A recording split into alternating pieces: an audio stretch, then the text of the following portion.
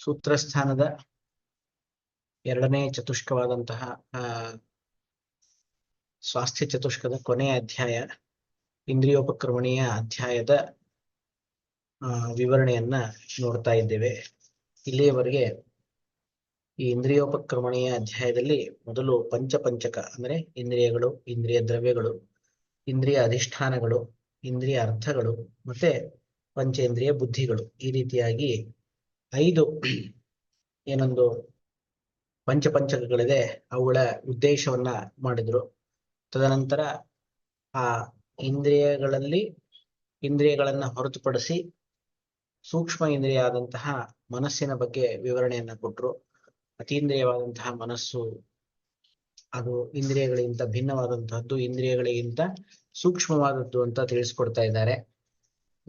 ಅದಾದ್ಮೇಲೆ ಮನಸ್ಸಿನ ಜೊತೆಗೇನೆ ಅಂದ್ರೆ ಮನಸ್ಸಿನ ಸಹಾಯದಿಂದ ಎಲ್ಲ ಇಂದ್ರಿಯಗಳು ವಿಷಯಗಳನ್ನ ಗ್ರಹಣ ಮಾಡಿ ಅವುಗಳನ್ನ ಆತ್ಮನಿಗೆ ತಲುಪಿಸ್ತವೆ ಅನ್ನುವಂತಹ ವಿಷಯವನ್ನು ತಿಳಿಸ್ಕೊಟ್ರು.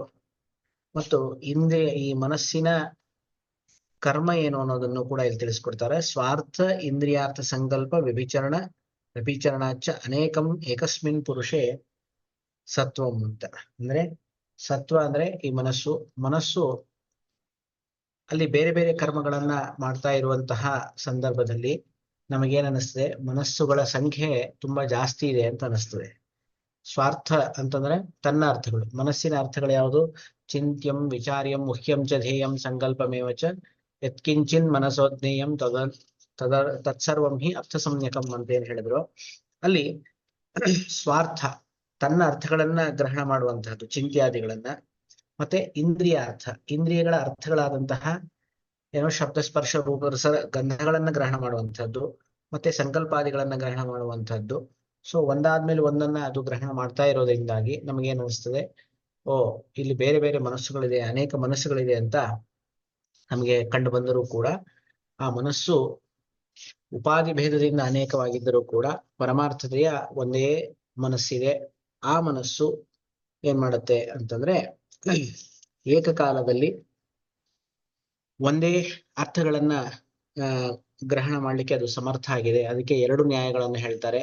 ಒಂದು ದೀರ್ಘ ಶುಷ್ಕುಲಿ ನ್ಯಾಯ, ಇನ್ನೊಂದು ಶತಪತ್ರ ಸೂಚಿ ವ್ಯಧನ್ಯಾಯ ಅಂತ ಹೇಳ್ತಾರೆ. ಸೊ 2 ನ್ಯಾಯಗಳ ಮುಖಾಂತರ ಇದನ್ನ ತಿಳಿಸ್ಕೊಟ್ರು. ಏನು, ಒಬ್ಬ ವ್ಯಕ್ತಿ ದೀರ್ಘವಾದಂತಹ ಶುಷ್ಕುಲಿಯನ್ನ ಚಕ್ಕುಲಿಯನ್ನ ತಿನ್ಬೇಕಾದ್ರೆ 5 ಇಂದ್ರಿಯಗಳಿಂದ ಆ ಶಷ್ಕುಲಿಯನ್ನ ಗ್ರಹಣ ಮಾಡ್ತಾನೆ.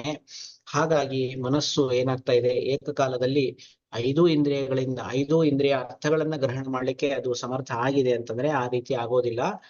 ಯಾಕೆ ಅಂತಂದ್ರೆ ಮನಸ್ಸು ಸೂಕ್ಷ್ಮತರ ಕಾಲದಲ್ಲಿ ಏನಾಗುತ್ತೆ, ಒಂದು ಇಂದ್ರಿಯದಿಂದ ಇನ್ನೊಂದು ಇಂದ್ರಿಯಕ್ಕೆ ಅದು ಗತಿಶೀಲವಾಗಿ ಅಲ್ಲಿರ್ತಕ್ಕಂತಹ ಆಯಾ ಇಂದ್ರಿಯಗಳಿಗೆ ಸಂಬಂಧಪಟ್ಟಂತಹ ಅರ್ಥಗಳನ್ನ ಗ್ರಹಣ ಮಾಡುತ್ತೆ ಹೊರತು ಏಕಕಾಲದಲ್ಲಿ 5 ಇಂದ್ರಿಯಗಳ ಅರ್ಥಗಳನ್ನ ಗ್ರಹಣ ಮಾಡೋದಿಲ್ಲ. ಹೇಗೆ ಅಂತಂದ್ರೆ ಶತಪತ್ರ ಸೂಚಿ ವ್ಯಧನ್ಯಾಯ ಹೇಳಿದ್ರು. ಅಲ್ಲಿ ಏನಂದ್ರೆ ಒಂದು ಸೂಜಿಯಿಂದ ಕಮಲದ 100 ಪತ್ರಗಳನ್ನಿಟ್ಟು ಜೋರಾಗಿ ನಾವು ಚುಚ್ಚಿದಾಗ ಏನಾಗುತ್ತೆ, ಆ ಸೂಜಿ ಏನಿದೆ 100 ಪತ್ರಗಳನ್ನ ಭೇದ ಮಾಡ್ಕೊಂಡು ಅದ್ರ ಒಳಗಡೆಯಿಂದ ವ್ಯಧನ ಮಾಡಿ ಕೆಳಗಡೆ ಬರುತ್ತೆ. ಸೊ ನಮಗೇನ್ ಅನಿಸುತ್ತೆ, ಏಕಕಾಲದಲ್ಲಿ 100 ಪತ್ರಗಳನ್ನ ವ್ಯಧನ ಮಾಡಿದೆ ಅಂತ ನಮಗೆ ಅನಿಸ್ತದೆ. ಆದ್ರೆ ವಾಸ್ತವಿಕವಾಗಿ ಆ ಥರ ಆಗೋದಿಲ್ಲ. ಮೊದಲನೇ ಪತ್ರ ವ್ಯಧನ ಆದ್ಮೇಲೆ 2ನೇ ಪತ್ರ ಆಗುತ್ತೆ, 2 ಆದ್ಮೇಲೆ ಮತ್ತೆ 3, 4, 5 ಹೀಗೆ 100ರವರೆಗೆ ಎಲ್ಲ ಪತ್ರಗಳ ವ್ಯಧನ ಆಗ್ತದೆ. ಸೊ ಒಂದರ ನಂತರ ಒಂದು ವ್ಯಧನ ಆಗ್ತದೆ ಹೊರತು ಏಕಕಾಲದಲ್ಲಿ ಆಗೋದಿಲ್ಲ. ಅದೇ ರೀತಿಯಾಗಿ ಮನಸ್ಸು ಕೂಡ ಒಂದೇ ಸಮಯದಲ್ಲಿ 5 ಇಂದ್ರಿಯಾರ್ಥಗಳನ್ನ ಗ್ರಹಣ ಮಾಡಿದೆ ಅಂತ ನಮಗೆ ತೋರಿದರೂ ಕೂಡ ವಾಸ್ತವಿಕವಾಗಿ 5ರ ಒಂದು ಗ್ರಹಣ ಏಕಕಾಲದಲ್ಲಿ ಆಗಿರೋದಿಲ್ಲ. ಕಿಂತು ಒಂದರ ನಂತರ ಒಂದು, ಮೊದಲು ಶಬ್ದ ಸ್ಪರ್ಶ ರೂಪ ರಸ ಗಂಧ ಈ ರೀತಿಯಾಗಿ ಒಂದರ ನಂತರ ಒಂದೊಂದು ಇಂದ್ರಿಯಗಳ ಅರ್ಥಗಳನ್ನ ಅದು ಗ್ರಹಣ ಮಾಡಿರ್ತದೆ. ಆದ್ರೆ ಸೂಕ್ಷ್ಮತರ ಕಾಲದ ವ್ಯವಧಾನ ಇರೋದ್ರಿಂದ ನಮಗೇನ್ ಅನ್ನಿಸ್ತದೆ, ಅದು ಒಂದೇ ಕಾಲದಲ್ಲಿ 5 ಇಂದ್ರಿಯಾರ್ಥಗಳನ್ನ ಗ್ರಹಣ ಮಾಡ್ತದೆ ಅಂತ ತೋರ್ತದೆ ಅಂತ. ಸೊ ಈ ಮನಸ್ಸಿನ ಒಂದು ಪ್ರವೃತ್ತಿಯನ್ನ ತಿಳಿಸ್ಕೊಟ್ರು. ಯಾಕೆ ಅಂತಂದ್ರೆ ಮನಸ್ಸು ಹೇಗಿದೆ ಅಂದ್ರೆ ಅದ್ರ ಗುಣಗಳನ್ನು ಕೂಡ ಇಲ್ಲಿ ತಿಳಿಸ್ಕೊಡ್ತಾರೆ. ಮನಸ್ಸು ಸೂಕ್ಷ್ಮವಾಗಿದೆ ಅಂದ್ರೆ ಅಣುತ್ವ ಮಥ ಚೈಕತ್ವಂ ದ್ವೌಗುಣವು ಮನಸಾ ಸ್ಮೃತವು ಅಂತ. ಅಣುವಾಗಿದೆ ಮತ್ತು ಏಕ ಆಗಿದೆ, ತುಂಬಾ ಸೂಕ್ಷ್ಮವಾಗಿದೆ ಮತ್ತು ಒಂದೇ ಆಗಿದೆ. ಈ ಎರಡು ಗ್ರಹಣ ಗುಣಗಳೇನಿದೆ ಮನಸ್ಸಿಗೆ ಇರೋದ್ರಿಂದಾಗಿ ಅದು ಏಕಕಾಲದಲ್ಲಿ ಒಂದೇ ವಿಷಯವನ್ನು ಮಾತ್ರ ಗ್ರಹಣ ಮಾಡ್ಲಿಕ್ಕೆ ಸಮರ್ಥ ಆಗಿದೆ ಅಂತ ತಿಳಿಸ್ಕೊಟ್ರು. ಯದ್ಗುಣಂ ಚ ಅಭೀಕ್ಷ್ಣಂ ಪುರುಷಂ ಅನುವರ್ತದೆ ಸತ್ವಂ ತತ್ ಸತ್ವಮೇ ಉಪದಿಶಂತಿ ಮನೆಯೋ ಬಾಹುಲ್ಯ ಅನುಶಯಾತ್. ಇನ್ನ ಮನಸ್ಸು ಏನಿದೆ ಅಂದ್ರೆ ಸತ್ವಾದಿಗಳ ಗುಣಗಳಿಂದ ಉಪಪ್ಲುತವಾಗುತ್ತೆ. ಸತ್ವ, ರಜಸ್ಸು, ತಮಸ್ಸು ಈ ಮೂರು ಗುಣಗಳು ಮನಸ್ಸಿನಲ್ಲಿ ಇರೋದ್ರಿಂದಾಗಿ ಏನಾಗುತ್ತೆ, ಮನಸ್ಸು ಯಾವ ಒಂದು ಗುಣದ ಸಂಯೋಗವೊಂದಿಂದ ಕೂಡಿರ್ತದೋ ಆ ಗುಣಗಳ ಅಭಿವ್ಯಕ್ತಿಯನ್ನ ಮಾಡ್ತದೆ. ಉದಾಹರಣೆಗೆ ಈಗ ರಜೋಗುಣದೊಂದಿಗೆ ಅದು ಸಂಯೋಗವನ್ನ ಹೊಂದಿದಾಗ ಏನಾಗ್ತದೆ, ಭಯಾದಿಗಳು ಅವನಲ್ಲಿ ಆ ಪುರುಷನಲ್ಲಿ ಕಂಡು ಬರ್ತದೆ. ಅದೇ ರೀತಿ ಸತ್ವ ಗುಣದಿಂದ ಏನ ಅದು ಸೇರ್ಕೊಂಡಾಗ ಏನಾಗುತ್ತೆ, ಅವಾಗ ಮನುಷ್ಯ ಶೌಚ ಇತ್ಯಾದಿ ಗುಣಗಳಿಂದ ಭರಿತನಾಗ್ತಾನೆ. ಆಗ ಅವನು ಸಾತ್ವಿಕ ಅಂತ ಕರೆಯಲ್ಪಡ್ತಾನೆ, ಅಥವಾ ಮನಸ್ಸು ಸಾತ್ವಿಕ ಅಂತ ಕರೆಯಲ್ಪಡುತ್ತೆ.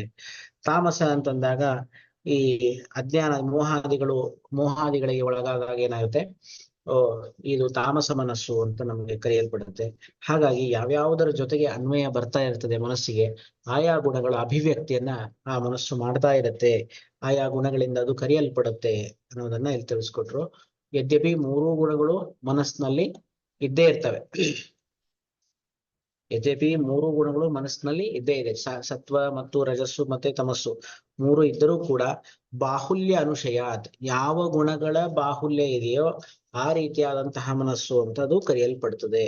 ಎಲ್ಲಿ ಬಾಹುಲ್ಯ ಇಲ್ವೋ ಅಲ್ಲಿ ಕರೆಯೋದಿಲ್ಲ, ಆ ರೀತಿಯಾದಂತಹ ಒಂದು ವ್ಯವಹಾರವನ್ನ ನಾವು ಮಾಡೋದಿಲ್ಲ. ಸೊ ಪುರುಷ ಅವನ ಎಲ್ಲ ಕ್ರಿಯೆಗಳಲ್ಲಿ ಯಾವ ಕ್ರಿಯೆಗಳ ಭೂಯಿಷ್ಠತೆ ಇದೆ ಅದಕ್ಕನುಗುಣವಾಗಿ ನಾವೇನ್ ಮಾಡ್ತೀವಿ, ಆ ವ್ಯಕ್ತಿಯನ್ನ ಆ ಒಂದು ಗುಣದಿಂದ ಕರಿತೀವಿ. ಸಾತ್ವಿಕನೋ, ರಾಜಸನೋ, ತಾಮಸನೋ ಅಂತ ಕರಿತೀವಿ. ಸೊ ಇಷ್ಟು ನಾವು ಕಳೆದ ಸಂಚಿಕೆಯಲ್ಲಿ ನಾವು ತಿಳಿದುಕೊಂಡಿದ್ವಿ. ಇವಾಗ ಮನಃಪುರಸ್ಸರಾಣಿ ಇಂದ್ರಿಯಾಣಿ ಅರ್ಥಗ್ರಹಣ ಸಮರ್ಥಾನಿ ಭವಂತಿ. ಮನಃಪುರಸ್ಸರಾಣಿ ಅಂತಂದ್ರೆ ಮನಸ್ಸು ಅಧಿಷ್ಠಿತವಾಗಿ, ಮನೋಧಿಷ್ಠಿತವಾಗಿ ಇಂದ್ರಿಯಗಳೇನಾಗ್ತವೆ, ತಮ್ಮ ವಿಷಯಗಳನ್ನ ಗ್ರಹಣ ಮಾಡುವಲ್ಲಿ ಸಮರ್ಥ ಆಗ್ತವೆ. ಅಂದ್ರೆ ಮನಸ್ಸು ಇಂದ್ರಿಯಾಧಿಷ್ಠಿತವಾಗಿಲ್ಲ ಅಂತಂದ್ರೆ ಆ ಇಂದ್ರಿಯಗಳಿಗೆ ಆ ವಿಷಯಗಳ ಸಂಪರ್ಕ ಬಂದರೂ ಕೂಡ ಆ ಅರ್ಥಗಳ ಗ್ರಹಣ ಅಂತ ಅನ್ನೋದು ಆಗೋದಿಲ್ಲ. ಈಗ ಉದಾಹರಣೆಗೆ ನಾವು ಎಷ್ಟೋ ಬಾರಿ ನೋಡ್ತೀವಿ, ಯಾರೋ ನಮ್ ಜೊತೆ ಮಾತಾಡ್ತಾ ಇರ್ತಾರೆ, ಆದ್ರೆ ನಮ್ಮ ಮನಸ್ಸು ಬೇರೆ ಕಡೆ ಏನೋ ಯೋಚನೆ ಮಾಡ್ತಾ ಇರತ್ತೆ. ಅವಾಗ ಆ ವ್ಯಕ್ತಿ ಮಾತಾಡಿದಂತಹ ಶಬ್ದ ನಮ್ಮ ಕಿವಿಯ ಮೇಲೆ ಬಿದ್ದರೂ ಕೂಡ ಆ ವ್ಯಕ್ತಿ ಏನ್ ಮಾತಾಡ್ದ ಅಂತ ನಮ್ಗೆ ಗೊತ್ತಾಗೋದಿಲ್ಲ. ನಾವು ಮತ್ತೆ ಕೇಳ್ತೀವಿ, ಏನ್ ಹೇಳಿದ್ರಿ, ಇನ್ನೊಂದ್ಸತಿ ಹೇಳಿ ಅಂತ.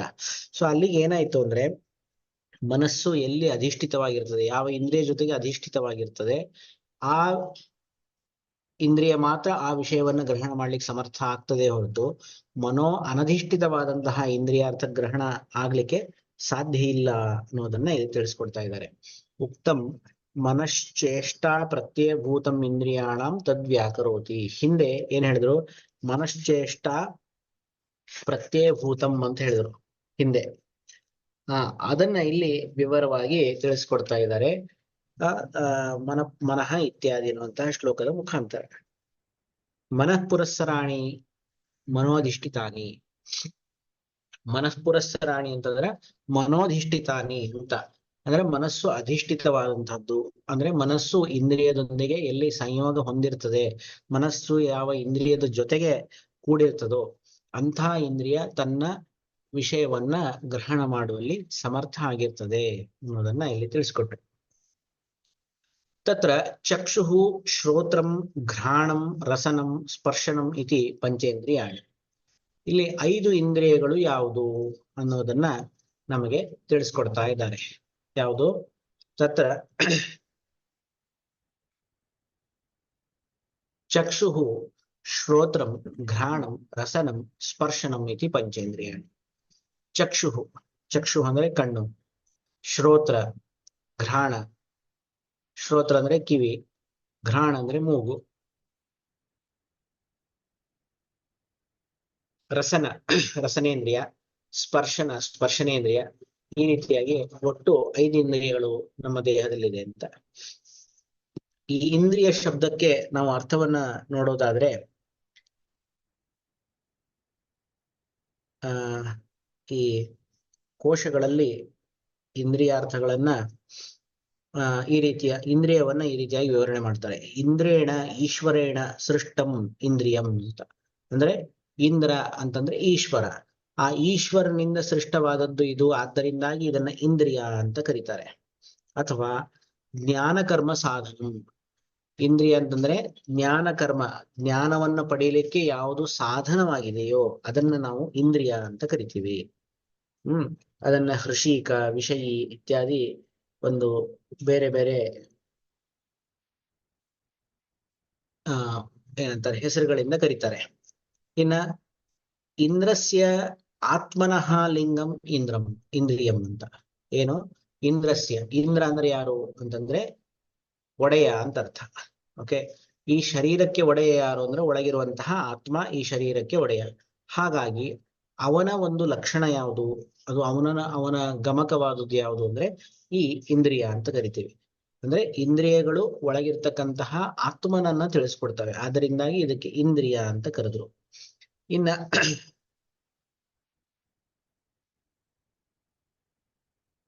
ಈ ರೀತಿಯಾಗಿ ಇಂದ್ರಿಯ ಶಬ್ದಕ್ಕೆ ನಾವು ಅನೇಕ ಅರ್ಥಗಳನ್ನ ನೋಡಬಹುದಾಗಿದೆ. ಸೊ ಅದಾದ್ಮೇಲೆ ಈ ಇಂದ್ರಿಯ 5 ಶ್ರೋತ್ರ, ಘ್ರಾಣ, ರಸನ, ಸ್ಪರ್ಶನ ಅಂತ ಹೇಳಿ, ಚಕ್ಷು, ಶ್ರೋತ್ರ, ಘ್ರಾಣ, ರಸನ, ಸ್ಪರ್ಶನ ಅಂತ ಮೊದಲನೇ ಶ್ಲೋಕದಲ್ಲಿ ಹೇಳಿದ್ರು. ಇಹ ಖಲು ಪಂಚೇಂದ್ರಿಯಾಣಿ ಅಂತ ಹೇಳಿ. ಈ ಪಂಚೇಂದ್ರಿಯಾಣಿ ಇತ್ಯುಕ್ತಂ ತದ್ ವಿವೃಣೋತಿ ತತ್ರ ಚಕ್ಷು ಇತ್ಯಾದಿ.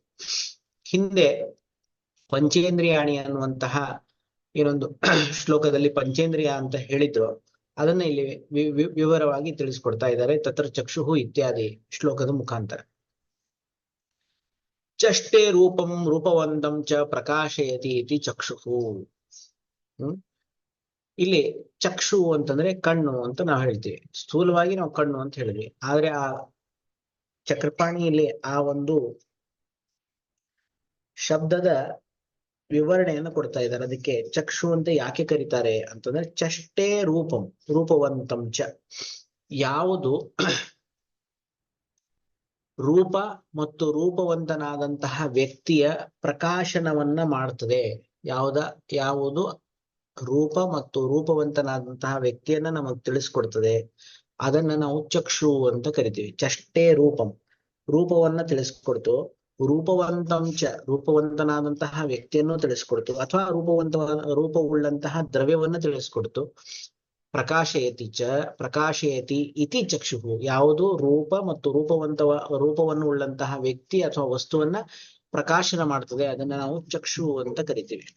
ತಚ್ಚ ಉಭಯ ನಯನ ಗೋಲ ಅಧಿಷ್ಠಾನಂ ಏಕಮೇವ. ಇಲ್ಲಿ ಎರಡಿದೆ ಕಣ್ಣು ನಮಗೆ.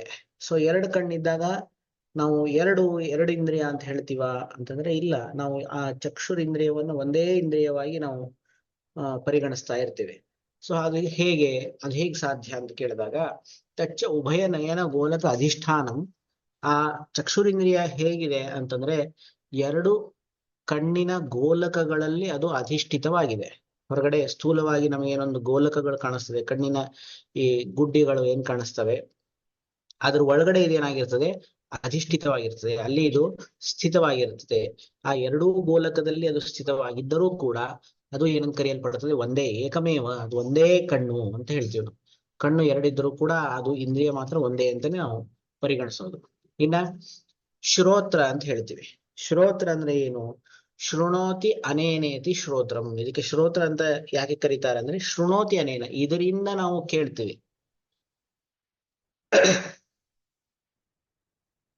ಇದರಿಂದ ನಾವು ಶಬ್ದದ ಗ್ರಹಣವನ್ನು ಮಾಡ್ತೀವಿ, ಆದ್ದರಿಂದಾಗಿ ಇದನ್ನ ಶ್ರೋತ್ರ ಅಂತ ಕರೆದ್ರು. ಇನ್ನ ಘ್ರಾಣವನ್ನ ಜಿಘ್ರತ್ಯನೇನೇತಿ ಘ್ರಾಣಂ, ಘ್ರಾಣೇಂದ್ರಿಯ ಅಂತ ಕರೆದ್ರು. ಯಾಕೆ ಅಂತಂದ್ರೆ ಜಿಘ್ರತಿ ಅನೇನ, ಇದರಿಂದ ನಾವು ಮೂಸುತ್ತೇವೆ ಅಥವಾ ವಾಸನೆಯನ್ನು ತೆಗೆದುಕೊಳ್ತೇವೆ, ಅದರಿಂದಾಗಿ ಇದನ್ನ ಘ್ರಾಣ ಅಂತ ಕರೀತಾರೆ. ರಸತಿ ಆಸ್ವಾದಯತ್ಯನೇನೇತಿ ರಸನಂ. ರಸನೇಂದ್ರಿಯಕ್ಕೆ ರಸನ ಅಂತ ಯಾಕೆ ಕರೆದ್ರು ಅಂದ್ರೆ ರಸತಿ ಆಸ್ವಾದಯತಿ, ಯಾವುದು ರಸತಿ ಅಂದ್ರೆ ಆಸ್ವಾದನೆಯನ್ನ ಮಾಡ್ತದೋ ಅದನ್ನ ನಾವು ರಸನೇಂದ್ರಿಯ ಅಂತ ಕರಿತೀವಿ. ಅಂದ್ರೆ ಆ ರಸನೇಂದ್ರಿಯ ಏನ್ ಮಾಡ್ತದೆ ಅಂದ್ರೆ ಬೇರೆ ಬೇರೆ ವಿಧವಾದಂತಹ ರಸಗಳೇನಿದೆ, ಯಾವುದು ಮಧುರ, ಆಮ್ಲ, ಲವಣ, ಕಟು, ತಿಕ್ತ, ಕಷಾಯ ರಸಗಳೇನಿದೆ ಆ ರಸಗಳ ಆಸ್ವಾದನೆಯನ್ನ ಮಾಡ್ತಾ ಇರೋದ್ರಿಂದಾಗಿ ಅದಕ್ಕೆ ರಸನ ಅನ್ನುವಂತಹ ಹೆಸರನ್ನ ಕೊಟ್ಟಿದ್ದಾರೆ. ಇನ್ನು ಕೊನೆಯ ಇಂದ್ರಿಯ ಯಾವುದು ಅಂದ್ರೆ ಸ್ಪರ್ಶನೇಂದ್ರಿಯ. ಸ್ಪೃಶತ್ಯನೇನೇತಿ ಸ್ಪರ್ಶನಂ. ಇದರಿಂದ ನಾವು ಸ್ಪರ್ಶ ಮಾಡ್ತೇವೆ, ಅದರಿಂದಾಗಿ ಇದನ್ನ ಸ್ಪರ್ಶನೇಂದ್ರಿಯ ಅಂತ ಕರೀತಾರೆ. ಸ್ಪೃಶತಿ ಅನೇನ, ಇದರಿಂದ ನಾವು ಇದರ ಸಹಾಯದಿಂದ ನಾವು ಸ್ಪರ್ಶನ ಮಾಡ್ತೀವಿ ಅಥವಾ ನಮ್ಮ ದೇಹಕ್ಕೆ ಸಂಯೋಗ ಹೊಂದಿದಂತಹ ವಸ್ತುಗಳನ್ನ ನಾವು ತಿಳಿತೀವಿ, ಅದನ್ನ ನಾವು ಸ್ಪರ್ಶನೇಂದ್ರಿಯ ಅಂತ ಕರಿತೀವಿ. ಸೊ ಈ ರೀತಿಯಾಗಿ 5 ಇಂದ್ರಿಯಗಳಿದೆ: ಚಕ್ಷು, ಶ್ರೋತ್ರ, ಘ್ರಾಣ, ರಸನ, ಸ್ಪರ್ಶನ ಎಂಬುದಾಗಿ 5 ಇಂದ್ರಿಯಗಳನ್ನ ಇಲ್ಲಿ ತಿಳಿಸ್ಕೊಟ್ಟಿದ್ದಾರೆ. ಇನ್ನ ಪಂಚೇಂದ್ರಿಯ ದ್ರವ್ಯಾಣಿ, ಈ ಪಂಚ ಇಂದ್ರಿಯಗಳೇನಿದೆ ಆ ಇಂದ್ರಿಯಗಳಿಗೆ ಆ ಇಂದ್ರಿಯಗಳು ಯಾವ ದ್ರವ್ಯಗಳಿಂದ ನಿರ್ಮಾಣ ಆಗಿವೆ ಅದನ್ನ ಈಗ ತಿಳಿಸ್ಕೊಡ್ತಾ ಇದ್ದಾರೆ. ಪಂಚೇಂದ್ರಿಯ ದ್ರವ್ಯಾಣಿ ಖಂ ವಾಯು ಜ್ಯೋತಿ ಆಪಹ ಭೂರಿತಿ. ಪಂಚೇಂದ್ರಿಯ ದ್ರವ್ಯಗಳು ಯಾವುದು ಅಂತಂದ್ರೆ ಖಂ ವಾಯು ಜ್ಯೋತಿ ಆಪಹ ಹೂಹು ಇತಿ. ಖಂ ಅಂದ್ರೆ ಆಕಾಶ, ವಾಯು ಅಂತಂದ್ರೆ ವಾಯು, ಜ್ಯೋತಿ ಅಂದ್ರೆ ಅಗ್ನಿ, ಆಪಹ ಅಂತಂದ್ರೆ ನೀರು, ಇನ್ನ ಹೂ ಅಂತಂದ್ರೆ ಪೃಥ್ವಿ. ಸೊ ಈ ರೀತಿಯಾಗಿ ಪೃಥ್ವಿ ಪೃಥ್ವಿ ತೇಜ್ ವಾಯು ಆಕಾಶ, ಈ ಉಲ್ಟಾ ಕ್ರಮದಿಂದ ಹೇಳಿದಾಗ, ಈ ಕಡೆಯಿಂದ ಹೇಳಿದಾಗ ಆಕಾಶ, ವಾಯು, ಅಗ್ನಿ, ಆಪ ಮತ್ತು ಪೃಥ್ವಿ ಎಂಬುದಾಗಿ ಈ 5 ಮಹಾಭೂತಗಳೇನಿದೆ ಈ 5 ಮಹಾಭೂತಗಳು 5 ಇಂದ್ರಿಯಗಳಿಗೆ ಮೂಲಭೂತವಾದಂತಹ ದ್ರವ್ಯಗಳು ಅಂತ ಕರೆಯಲ್ಪಡ್ತವೆ. ಇಂದ್ರಿಯಾಣಂ ಪ್ರಾಧಾನ್ಯೇನ ಆರಂಭಕಂ ದ್ರವ್ಯಂ ಇಂದ್ರಿಯಂ. ಇಂದ್ರಿಯ ದ್ರವ್ಯಂ ಇಂದ್ರಿಯಾಣಂ, ಇಂದ್ರಿಯಗಳ ಪ್ರಾಧಾನ್ಯೇನ ಆರಂಭಕಂ ದ್ರವ್ಯಂ ಇಂದ್ರಿಯ ದ್ರವ್ಯಂ. ಸೊ ಯಾವ ಇಂದ್ರಿಯ ಯಾವ ಒಂದು ಮಹಾಭೂತದ ಪ್ರಾಧಾನ್ಯದಿಂದ ಹುಟ್ಟುಕೊಂಡಿದೆ ಅದನ್ನ ನಾವೇನಂತ ಕರಿತೀವಿ, ಇಂದ್ರಿಯ ದ್ರವ್ಯ ಅಂತ ಕರಿತೀವಿ. ಅಂದಾಗ ಇಲ್ಲಿ ನಾವು ಒಂದು ವಿಷಯವನ್ನ ಅರ್ಥ ಮಾಡ್ಕೋಬೇಕು. ಏನಂತಂದ್ರೆ ಎಲ್ಲ ಇಂದ್ರಿಯಗಳು ಎಲ್ಲಾ ಮಹಾಭೂತಗಳಿಂದ ನಿರ್ಮಾಣ ಆಗಿರ್ತದೆ. ಆದರೆ ಒಂದು ಮಹಾಭೂತ ಅದರಲ್ಲಿ ಏನಾಗಿರುತ್ತೆ, ಪ್ರಧಾನವಾದಂತಹದ್ದಾಗಿರುತ್ತೆ. ಆದ್ದರಿಂದಾಗಿ ಅದನ್ನ ಆ ಹೆಸರಿನಿಂದ ನಾವೇನ್ ಮಾಡ್ತೀವಿ, ವ್ಯಪದೇಶ ಮಾಡ್ತಾ ಇರ್ತೀವಿ. ಇಂದ್ರಿಯಾಣಂ ಪ್ರಾಧಾನ್ಯೇನ ಆರಂಭಕಂ ದ್ರವ್ಯಂ ಇಂದ್ರಿಯಂ, ಇಂದ್ರಿಯ ದ್ರವ್ಯಂ ಅಂತ. ಪ್ರಾಧಾನ್ಯೇನ ಅಂತ ಅನ್ನುವಂತಹ ಶಬ್ದ ಬಳಸಿದ್ರಿಂದ ಏನ್ ಅರ್ಥ ಆಗುತ್ತೆ ಅಂತಂದ್ರೆ ಈ ಬೇರೆ ಬೇರೆ ದ್ರವ್ಯಗಳು ಇದರಲ್ಲಿ ಇರುತ್ತೆ. ಅಂದ್ರೆ ಯಾಕಂದ್ರೆ ನಮ್ಮ ದೇಹ ಏನಿದೆ ಈ ಪಂಚಮಹಾಭೂತಗಳಿಂದಲೇನೆ ನಿರ್ಮಾಣ ಆದಂತಹ ದ್ರವ್ಯ ಇದು, ಇದು ಶರೀರ ಇದು. ಹಾಗಾಗಿ ಇಲ್ಲಿ ಇದ್ದಂತಹ ಪ್ರತಿಯೊಂದು ಅವಯವದಲ್ಲೂ 5 ಮಹಾಭೂತಗಳ ಒಂದು ಸ್ಥಿತಿ ಇದ್ದೇ ಇದೆ. ಆದರೆ ಒಂದು ಮಹಾಭೂತ ಪ್ರಧಾನವಾಗಿ ಒಂದೊಂದು ಈ ಇಂದ್ರಿಯಗಳಲ್ಲಿ ಇರುತ್ತೆ.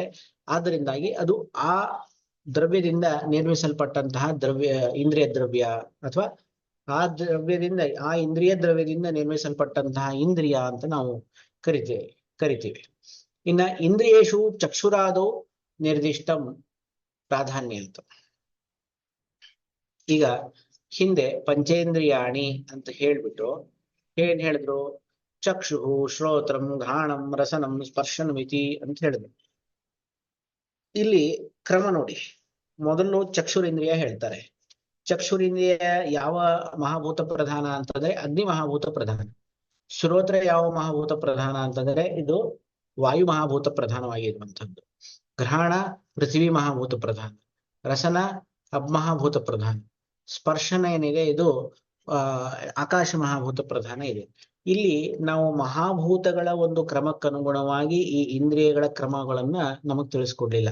ಅಲ್ಲೇ ನೋಡಿದ್ರು ಆ ಆರ್ಡರ್ನ ಚೇಂಜ್ ಮಾಡಿದ್ರು. ಇಲ್ಲಿ ಮಹಾಭೂತಗಳನ್ನ ಅಂದ್ರೆ ಇಂದ್ರಿಯ ದ್ರವ್ಯಗಳನ್ನ ತಿಳಿಸ್ಕೊಡ್ಬೇಕು ಅಂತಂದ್ರೆ ಆ ಒಂದು ಈ ಇಂದ್ರಿಯದ ಕ್ರಮವನ್ನ ಸರಿಯಾಗಿ ನಮಗ್ ತಿಳಿಸ್ಕೊಡ್ತಾರೆ. ಯಾಕೆ ಅಂತಂದ್ರೆ ಈ ಉಪನಿಷತ್ನಲ್ಲಿ ನಮಗೆ ತಿಳಿಸ್ಬೇಕಾದ್ರೆ ಈಗ ಏನಂತ ಆತ್ಮನಃ ಆಕಾಶ ಸಂಭೂತಃ ಆಕಾಶಾದ್ ವಾಯು ವಾಯೋರಗ್ನಿ ಅಗ್ನೇರಾಪಃ ಅದ್ಭ್ಯಃ ಪೃಥ್ವಿ ಅಂತ ಹೇಳಿದ್ರು. ಸೊ ಅಲ್ಲಿ ಏನಾದ್ರು ಮಹಾಭೂತಗಳ ಉತ್ಪತ್ತಿ ಕ್ರಮವನ್ನ ಹೇಳ್ಬೇಕಾದ್ರೆ ಮೊದಲು ಆಕಾಶದ ಉತ್ಪತ್ತಿ ಆಯ್ತು, ಆಮೇಲೆ ವಾಯುವಿಂದ ಆಯ್ತು, ಆಮೇಲೆ ಅಗ್ನಿಯ ಉತ್ಪತ್ತಿ ಆಯ್ತು, ಆಮೇಲೆ ನೀರಿನ ಉತ್ಪತ್ತಿ ಆಯ್ತು, ಆ ನೀರಿನಿಂದ ಪೃಥ್ವಿ ಉತ್ಪತ್ತಿ ಆಯ್ತು ಅಂತ ಆ ಕ್ರಮವನ್ನು ತಿಳಿಸ್ಕೊಂಡು ಹೋದ್ರು. ಆ ಕ್ರಮಕ್ಕೆ ಅನುಗುಣವಾಗಿಯೇನೆ ಇಲ್ಲಿ ಏನ್ ಮಾಡಿದ್ದಾರೆ, ಉಲ್ಲೇಖ ಮಾಡಿದ್ದಾರೆ. ಆದ್ರೆ ಇಂದ್ರಿಯಗಳನ್ನ ಹೇಳುವಂತಹ ಸಂದರ್ಭದಲ್ಲಿ ಈ ಒಂದು ಕ್ರಮವನ್ನ ಅನುಸರಣೆ ಮಾಡಲಿಲ್ಲ. ಯಾಕೆ ಅಂತಂದ್ರೆ ಚಕ್ರಪಾಣಿ ಹೇಳ್ತಾರೆ, ಇಂದ್ರಿಯೇಶು ಚಕ್ಷುರಾದೌ ನಿರ್ದಿಷ್ಟಂ ಪ್ರಾಧಾನ್ಯಾತ್. ಅಲ್ಲಿ ಪ್ರಾಧಾನ್ಯಕ್ಕೆ ಹೆಚ್ಚು ಬಲ ಅಂದ್ರೆ ಏನು, ಯಾವ ಇಂದ್ರಿಯ, ಈಗ ಸರ್ವೇಂದ್ರಿಯಾಣಂ ನಯನ ಪ್ರಧಾನಂ ಅಂತ ನಾವು ಕೇಳಿದೀವಿ. ಎಲ್ಲ ಇಂದ್ರಿಯಗಳಲ್ಲಿ ಪ್ರಧಾನ ಇಂದ್ರಿಯ ಯಾವುದು ಅಂದ್ರೆ ಚಕ್ಷುರಿಂದ್ರಿಯ. ಚಕ್ಷುರಿಂದ್ರಿಯ ಪ್ರಧಾನ ಇಂದ್ರಿಯ ಆಗಿದ್ದರಿಂದಾಗಿ ನಾವು ಇಂದ್ರಿಯಗಳನ್ನು ಹೇಳುವಂತಹ ಕ್ರಮದಲ್ಲಿ ಮೊದಲು ಚಕ್ಷುರಿಂದ್ರಿಯದಿಂದಲೇನೆ ಆರಂಭ ಮಾಡ್ತೀವಿ. ಹಾಗಾಗಿ ಯಾವ್ಯಾವ್ದು ಇಂದ್ರಿಯಗಳು ಪ್ರಧಾನವಾಗಿವೆಯೋ ಅವುಗಳನ್ನ ಮೊದಲು ಹೇಳ್ತಾ ಹೋಗಿ, ಯಾವ ಇಂದ್ರಿಯಗಳು ಸ್ವಲ್ಪ ಸ್ವಲ್ಪ ಕಡಿಮೆ ಪ್ರಧಾನ, ಅಂದ್ರೆ ಎಲ್ಲ ಇಂದ್ರಿಯಗಳು ಪ್ರಧಾನನೇ, ಆ ಪ್ರಾಧಾನ್ಯದಲ್ಲಿ ನಮಗೆ ಏನಿರುತ್ತೆ ತಾರತಮ್ಯ ಇರುತ್ತದೆ. ಆ ತಾರತಮ್ಯಕ್ಕೆ ಅನುಗುಣವಾಗಿ ಆ ಇಂದ್ರಿಯಗಳ ಸಂಖ್ಯೆಯನ್ನ ಅಥವಾ ಅವುಗಳ ಹೆಸರನ್ನ ಹೇಳ್ತಾ ಹೋಗ್ತಾರೆ. ಯದುಕ್ತಂ ಶಾಲಾಕ್ಕೆ ಶ್ರೋತ್ರತ್ವಘ್ರಾಣ ರಸನೈಃ ಶ್ರೇಷ್ಠೈರಪಿ ಸಮನ್ವಿತಃ ಬಲವರ್ಣಾದ್ ಬಲವರ್ಣಾದ್ಯುಪೇತೋಪಿ ನಷ್ಟದೃಕ್ ಕುಡ್ಯ ಸನ್ನಿಭಃ ಅಂತ. ಶ್ರೋತ್ರ ತ್ವಘ್ರಾಣ ರಸನೈಃ ಶ್ರೇಷ್ಠೈರಪಿ ಸಮನ್ವಿತಃ. ಆ ಒಬ್ಬ ವ್ಯಕ್ತಿಯಲ್ಲಿ ಏನು ಶ್ರೋತ್ರ ತ್ವಕ್ ಘ್ರಾಣ ರಸನ ಇವುಗಳೇನಾಗಿದೆ ತುಂಬಾ ಶ್ರೇಷ್ಠ ಮಟ್ಟದಲ್ಲಿದೆ. ಇವೆಲ್ಲವುಗಳು ತುಂಬಾ ಶ್ರೇಷ್ಠ ಗುಣವುಳ್ಳದ್ದಾಗಿದೆ. ಆದ್ರೆ ಒಂದು ವೇಳೆ ಆ ರಸನೈಹಿ ಶ್ರೇಷ್ಠೈಹಿ ಅಪಿ ಸಮನ್ವಿತಃ ಬಲವರ್ಣಾದ್ಯುತೋಪಿ, ಬಲವರ್ಣಾದಿಗಳಿಂದ ಕೂಡಿದ್ದರೂ ಕೂಡ ಆ ವ್ಯಕ್ತಿ ಒಂದು ವೇಳೆ ಚಕ್ಷುರಿಂದ್ರಿಯದಿಂದ ವಂಚಿತನಾಗಿದ್ದಾರೆ ಅಂತಾದ್ರೆ ಅವನು ಯಾವ ರೀತಿಯಾಗಿದ್ದಾನೆ ಅಂದ್ರೆ ಕುಡ್ಯ ಸನ್ನಿಭ. ಕುಡ್ಯ ಅಂತಂದ್ರೆ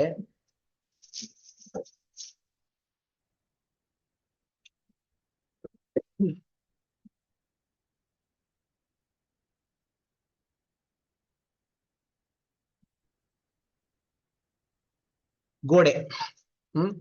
ಒಂದು ಗೋಡೆ ಇದೆ, ಆ ಗೋಡೆ ಹಿಂದ್ಗಡೆ ಏನಿದೆ, ಏನಾದ್ರು ನಮಗೆ ಕಾಣಿಸುತ್ತಾ?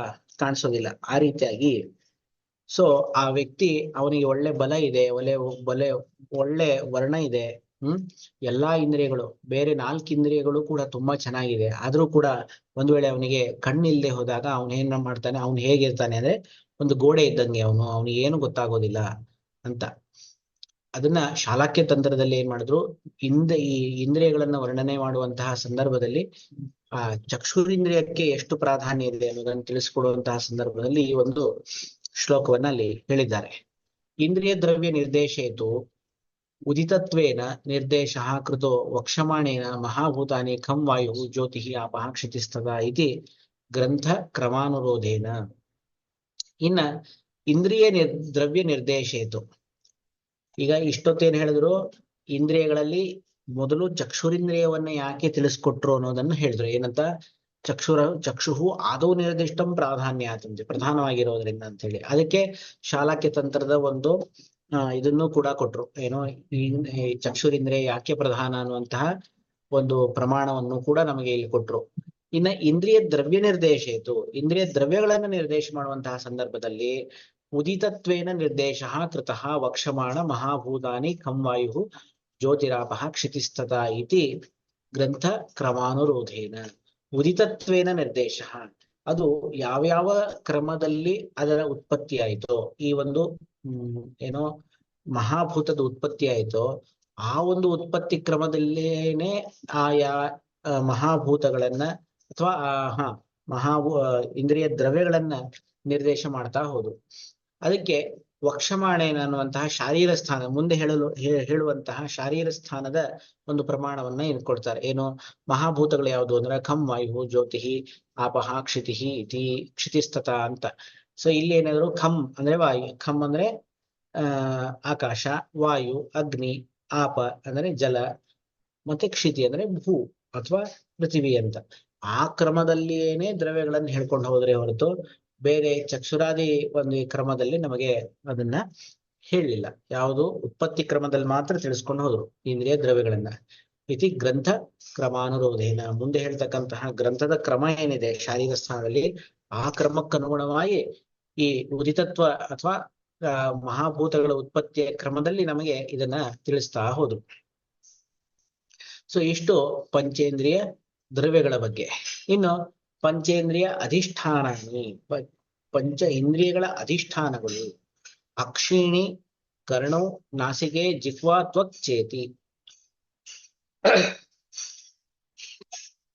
ಅಕ್ಷಿಣಿ ಎರಡು ಕಣ್ಣುಗಳು, ಕರ್ಣು ಎರಡು ಕಿವಿಗಳು, ನಾಸಿಕೆ ಎರಡು ಮೂಗಿನ ಹೊರಳೆಗಳು, ಜಿಹ್ವಾ ಒಂದು ನಾಲಿಗೆ, ತ್ವಕ್.